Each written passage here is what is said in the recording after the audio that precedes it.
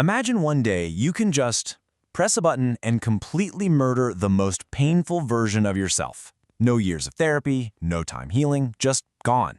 Welcome, my glorious chaotic cousins, to a new explainer on the impending era of editable souls. You'd lie down in this glowing little pod, hit delete, and instantly your face goes from agonized tears to just a blank, placid smile. But the truly terrifying part?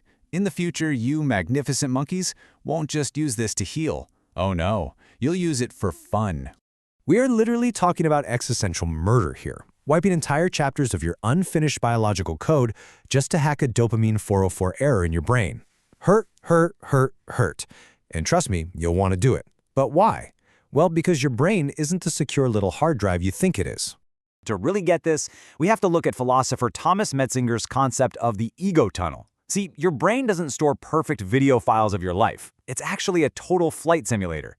You look out at the world and you think you're the pilot, but you're not. You're just part of the simulation. And neuroscience already backs this up. They know memory is basically reconstructive code.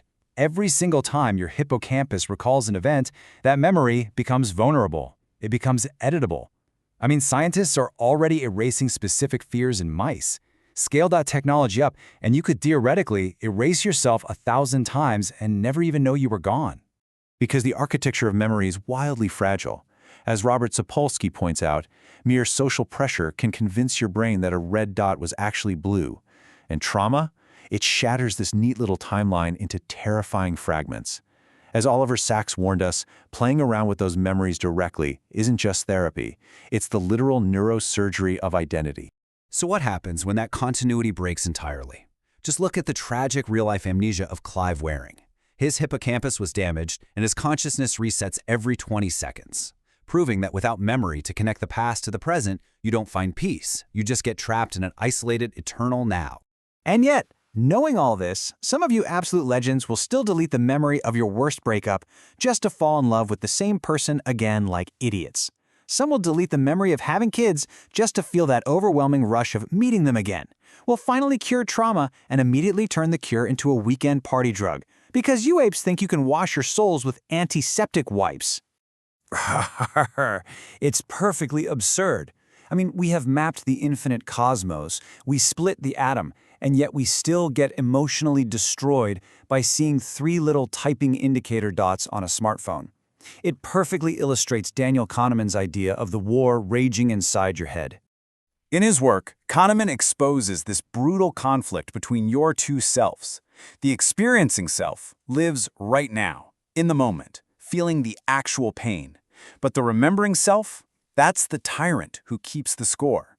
And the cold truth is, you glorious hairless apes care far more about the story you tell yourselves than the actual lived experience. Let me prove it to you.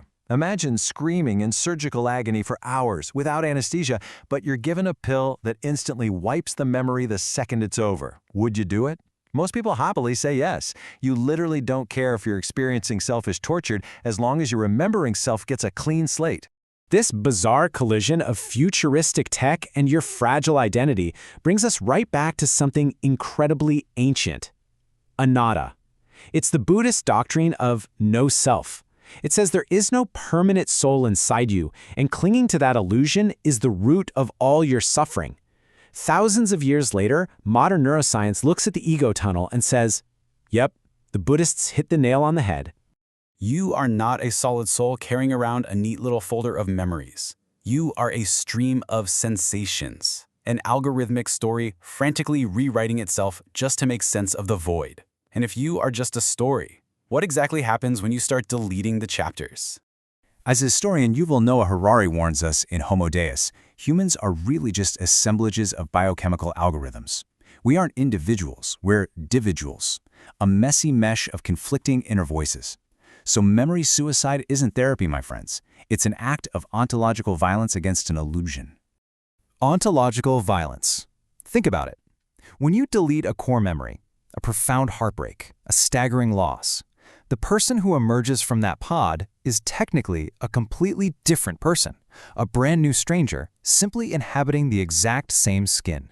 And art has been screaming this warning at us for a while now, from the poetry of Alexander Pope to the digital nightmares of Black Mirror.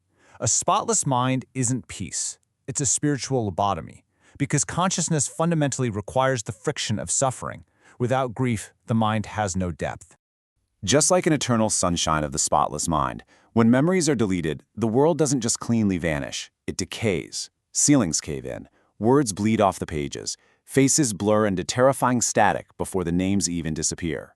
Because memory is the architecture of your meaning. So tell me honestly, my fellow monkeys, after you sit in that pod, after you press that glowing red button and the old story vanishes into digital static, would you still be you?